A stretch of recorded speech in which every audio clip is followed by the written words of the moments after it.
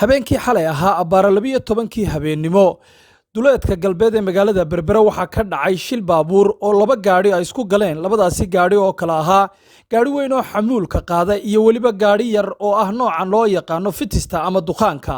waxaana shilkaasi ku geeriyooday Allah u naxariistay Xamse Xuseen Waaheen oo ka mid ahaa dhalinyarada magaalada Berbera. sidoo kale waxaa ku dhaawacmay 3 qof. taliyaha laanta nabadgelyada wadooyinka taraafikada Berbera Maxamed Cabdi Xasan oo maanta aanu goobta shilku ka dhacay kula kulanay ayaa ka warbixiyay sida uu shilkaasi u dhacay, isagoo ugu horeyn fariin tacsiya u diray qoyska uu ka geeriyooday marxuumkii shilkaasi ku dhintay. Bismillahir Rahmaanir Rahiim. xalay abbaara 12 saac markay saacadu ahayd iyo daqiiqado ayaa halkan waxa ka dhacay shil. laba baabuur ayaa isku dhacay. shilkaasi waxa uu keenay dhimashada 1 qof, 3 qofna waa ku dhaawacmeen. waxaan tacsiyo u dirayaa heeladii uu ka geeriyooday marxuumka dhintay, Allah u naxariisto, oo ahaa darawaliinta mid ka mid ah. shilkaasi sababtu u dhacay ciidanka nabadgelyada wadooyinka ayaa baadhistii gacanta ku haya. wixii saayidana insha Allah tacaala dib baanu ka sheegi doonaa haddii la yiraahdo.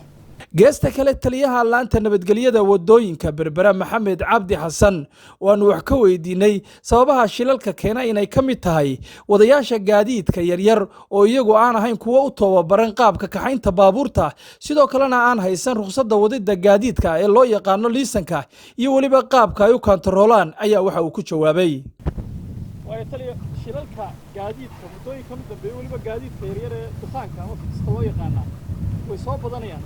dadkuna waxay leeyihiin taa waxa u sababa wadayaasha gaadiidkan yaryar ee fitista ahi inaan ahayn kuwa u carbisan wadida gaadiidka, isla markaana aan haysan ruqsadda wadida gaadiidka. idinku arrinta noocaas ma kantaroolsheen ama daba gasheen? Bismillahir Rahmaanir Rahiim. waan kantaroolay. horta qof kastoo gaari wata oo dariiqa maraya sida caadiga uu wata liisankiisa iyo ruqsaddiisa. inta badanna shilalku waxa ay ku dhacaan qadare Ilaahay. kulley gaadiidkuna inta badan dadka wataa waa dad iska dhalinyaro ah oo qofka dhalinyartiina waxa la ilaalintu geed ka boodo ayuu tala ka boodaa.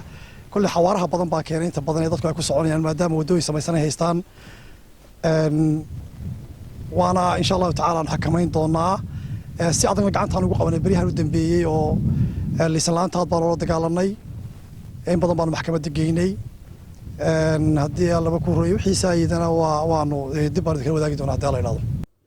taliyaha laanta taraafikada Berbera Maxamed Cabdi Xasan ayaa ugu dambeyn fariin culus u diray wadayaasha gaadiidka kala duwan ee gobolka Saaxil. fariinta halkan ugu diray waxay tahay dadweynaha wata gaadiidka ee ku sugan gobolka Saaxil iyo nawaaxigiisa in ay ilaaliyaan mas'uuliyadda wadamarista isla markaana ay u hoggaansamaan xeerarka wadamarka. waxaan khaasatan digniin u dirayaa gaadiidka yaryar ee la yiraahdo tartiibaha ee ku sugan gobolka gudihiisa oo inta u badan ay ka timaado mushkiladda shilalka ka dhaca gobolka. waxaan uga digayaa dhalinyartu inay ka digtoonaadaan xaaladda noocan oo kale ay sameeyaan, inta badan ay keeni karta dhimasho iyo dhaawac iyo khasaare sababi karta. tallaabana waa laga qaadi doonaa insha Allah tacaala.